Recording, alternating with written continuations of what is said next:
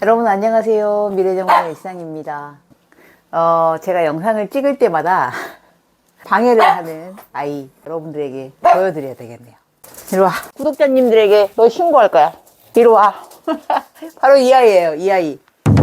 영상 찍을 때마다 제일 짖는 아이예요. 뭐가 두려운지 모르겠어요. 제가 카메라 앞에 앉아서 이렇게 손을 흔들거나 그러면 자신이 아닌 누구에게 이야기를 건다고 생각하는 것 같아요. 우리 산이에요. 3마리 퍼그가 있는데 가장 겁쟁이고 남자아이예요. 근데 너무 귀여워요. 못생겼지만 귀여워. 이 아이가 거의 2년 동안 저희 집 경제 상황을 좀 힘들게 했어요. 이제 조용해 줄 수 있어? 내려갈래? 영상 찍어야 되는데 이제 간대요. 옳지. 방향을 바꿨습니다. 아이들에게 간식을 좀 나눠줬고요. 짖지 말라고 뇌물을 먹였습니다. 영상이 끝날 때까지는 조용하지 않을까 생각됩니다. 여기는 부엌 공간인데요. 저희 집 같은 경우는 아파트처럼 평면적으로 전부 펼쳐져 있는 공간이 아니다 보니까 큰 화분들을 둘 수 있는 공간보다는 이렇게 그 공간에 맞게 창가에 올려둘 수 있는 약간 중소형 식물들이 많이 있는 것 같습니다. 처음에는 좀 작게 키우다가 한 3, 4년이 되면서 식물들이 상당히 성장을 했어요. 그래서 오늘은 부엌 공간에 있는 식물들 여러분들에게 소개를 해 드리려고 합니다. 부엌 공간뿐만이 아니라 제가 자주 앉아서 영상을 찍고 했었고 최근에도 몇 건 올려드렸던 2층 공간은 알보 몬스테라가 자리를 잡고 있기 때문에 정말 창가에 작은 꽃들 카랑코이하고 바이올렛 그 정도 해서 햇볕 드는 공간에 진열을 해 두었고요. 3층 공간에는 이제 월동을 하는 아이들이 대부분 올라가 있고 1층 공간에는 실내에서 반드시 있어야 하는 월동 식물들, 그리고 꼭 겨울이 아니더라도 실내에서 거의 사계절 실내에서 보내도 됨직한 식물들이 부엌 공간에 있어요. 제가 살림이나 음식이나 그렇게 잘 하거나 관심이 있는 사람이 아닌데요. 그래도 부엌 공간은 가족들의, 식구들의 공통된 공간이기도 해서 하루에 몇 번씩 들락날락 하잖아요. 오후에는 창가에 계속 햇볕이 비치는 공간이거든요. 그래서 눈이 편안한 식물들을 배치를 해야지 하면서 한 4년 전부터 이름표가 있는데 21년 3월 3일 꽃기린 4,000원짜리 구입해서 심었던 꽃기린이었는데요. 21년 3월이면 와 4년이 진짜 되어가고 늘 겨울만 되면 함께 같이 있고요. 꽃기린 같은 경우는 4월부터 시작해서 10월 말일 정도까지 탁 트인 정원 밖의 공간에 두면서 자연의 공기를 마시게 하는데요. 화분 그대로 심어둔 채로 냈다가 들였다가 겨울이 되면 들이고 이제 봄이 되면 밖으로 내는 그런 한 번의 약간의 수고스러움만 취하고 있습니다. 사실 식물들을 월동을 시키고 봄부터 키워나가면서 많이 죽기도 죽이고 하는데 영상으로 보시는 여러분들 같은 경우는 식물 잘 죽이지도 않고 어쩜 저렇게 잘 살리지? 라고 생각할 수 있는데 사실은 비결이라는 게 다른 게 없고요. 저는 한 가지 식물, 그러니까 대형 식물이 아니고 이렇게 소형의 식물을 샀을 때는 혹시나 몰라서 3개까지는 일부러 좀 사는 경향이 있어요. 2개는 반드시 사는 것 같고요. 혹시나 해서 죽게 되었을 때 1개가 남거나 그렇게 이제 보는 경우가 있고, 삽목이 가능하거나 물꽂이가 가능해서 식물을 번식시키는 방법이 있잖아요. 그런 방법이 통하는 식물들에게는 증식이 많이 되죠. 이제 꽃기린 같은 경우는 증식을 전혀 시키지 않았고 원래 그 작았던 4,000원, 3,000원 정도의 꽃기린을 사서 1년에 한 번씩 조금씩 커가는 이 크기에 맞춰서 외목대로 올렸거든요. 여기 화분, 여기는 왕 꽃기린이에요. 약간 큰 꽃기린인데 이렇게 앞에서 보시면 사계절 꽃이 피는 꽃기린이에요. 이제 저희 집 같은 경우도 가을철에 들일 무렵부터도 계속 꽃을 피우고 있었지만 지금도 이렇게 풍성하게는 아니지만 1-2개, 3개 이상은 계속해서 꽃을 피워내고 있어요. 외목대로 키워가고는 있지만 이 아래 줄기들이 너무 빽빽했을 때는 보고 이렇게 좀 잘라주려고 합니다. 제가 작년에는 꽃기린을 3월 초 일찍 밖으로 냈어요. 꽃샘추위가 아직 남아있었던 시기에 밖으로 냈기 때문에 추위를 못 견디고 푸른 잎들이 다 떨어지고 죽을 것 같은 그런 고비를 한번 넘겼거든요.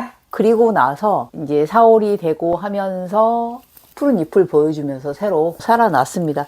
죽으면 죽은 대로 어쩔 수 없겠구나 하면서 한번 그 추위에 둬봤는데 선인장과라 그런지 쉽게 죽지는 않았던 것 같습니다.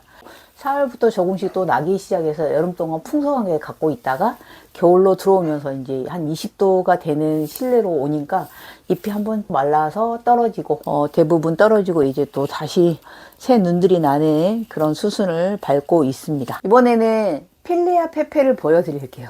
제가 그때 구입했을 때 처음에 이 아이도 한 4년 정도 된 것 같은데 이렇게 보여드릴까요? 3,4천원의 가격으로 요만큼 낮은 필리아 페페를 샀는데 여러분들 검색해보시면 아시겠지만 이거 3만원 넘어요.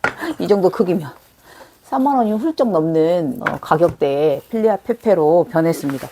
수경식물이기도 하고 삽먹이 아주 잘 되는 식물군에 속하고요.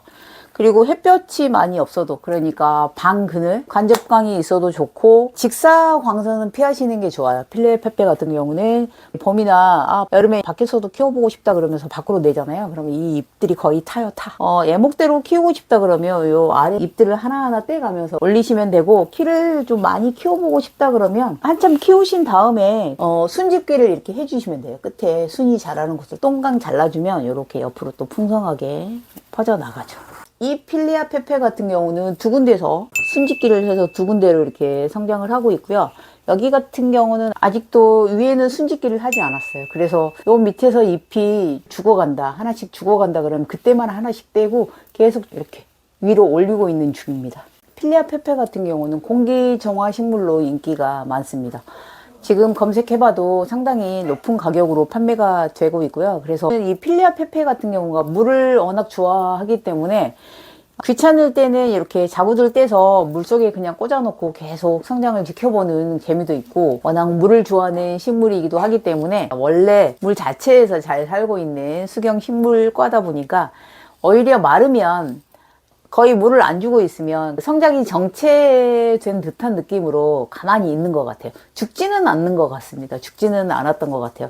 아무리 물을 안 주고 게으르게 그냥 보냈어도 살아는 있습니다. 살아는 있어요. 이 필리아 페페 같은 경우는 풍수지리를 믿는 분들에게는 약간 복된 식물이기도 해요. 동전의 모양을 닮았다고 해서 복이 들어온다, 부자가 된다라는 식물을 판매할 때 그런 말이 돌았었고, 지금도 복스러운 식물, 돈이 들어온다는 식물로는 이 식물을 아담하게 키우기 좋다라는 이 식물에 붙어 있는 것 같습니다.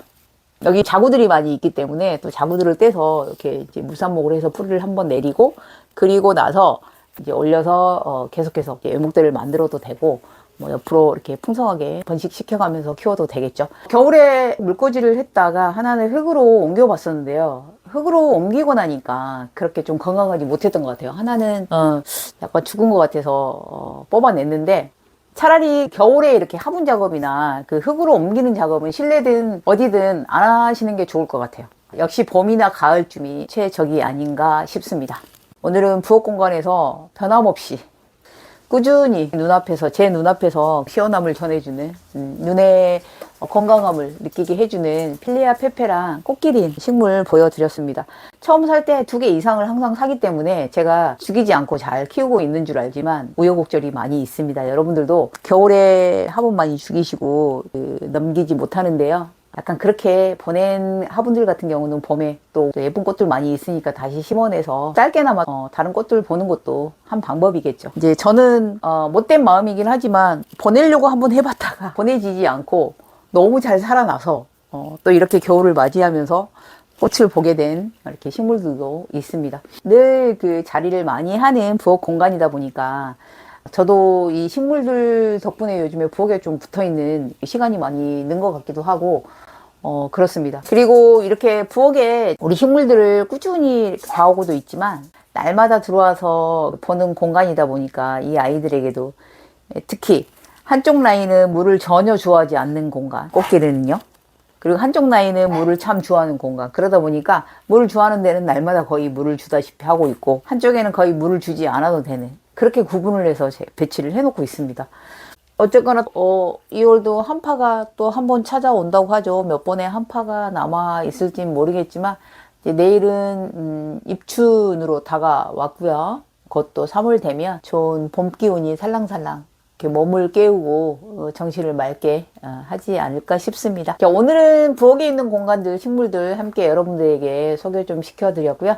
제가 잘 키우고 있다, 잘 키우고 있지만 비슷한 종류를 여러 가지 사서 모아서 키우고 있기 때문에 더 그렇게 보이는 것이다 라는 얘기를 꼭 드리고 싶었습니다. 감사합니다.